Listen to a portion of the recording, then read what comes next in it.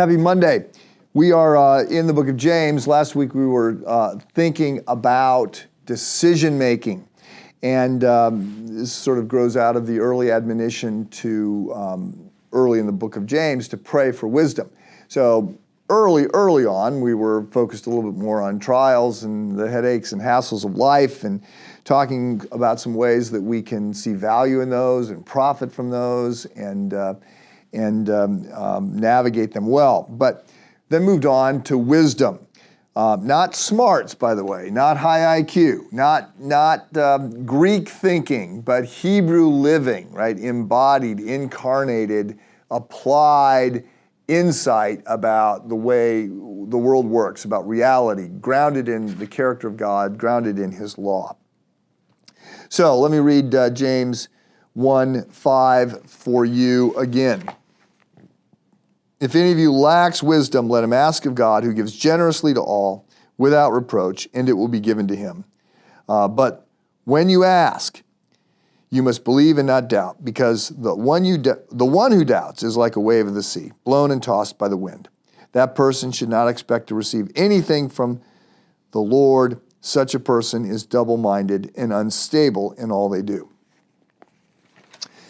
So far, I have suggested that if you're trying to make a decision, that if you're trying to access wisdom, that first of all, you pray. Secondly, that you read the Bible. And then I talked about looking for insight from wise friends. I also mentioned that there's perhaps something to be gained by looking at circumstances, although those can be complicated. And also talking about sort of a sense of God's direction. I talked about that this past weekend as well in the sermon. So the last thing I'm going to say, just to finish this up, is I'm going to encourage you to take a step, to put your weight down. Now, it's hard to give blanket advice, and if we were talking one-on-one, and I heard what you're trying to decide, or I hear what you're about to do, I might say, oh my goodness, don't do that. Stop everything.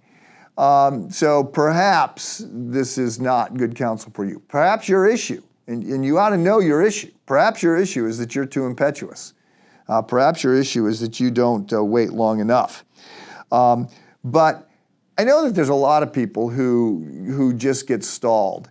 And I find myself often encouraging people, to go through this process, to pray, to study Scripture, to, seek counsel of others, and at some point then to just do something, right? Take a step, put your weight down, exercise some faith, because again, the text doesn't say we are going to feel wise, and sometimes we don't feel wise.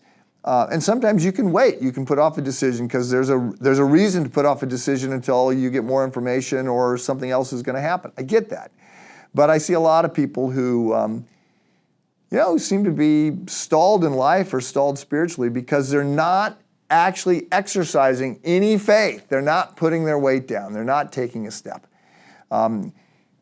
I've shared this before, but whatever, I should know this, maybe 37, maybe 38 years ago when I was trying to figure out whether or not to ask Sherry to marry me.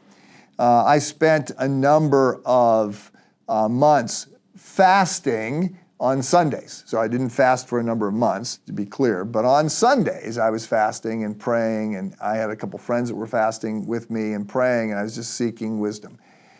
And I remember not hearing from the Lord at all, and eventually saying, "Okay, you know what? I'm stepping out. So stop me if you must. Please stop me if I'm about to do something wrong." But as we're going to see, and we'll see this more as we continue in James 1.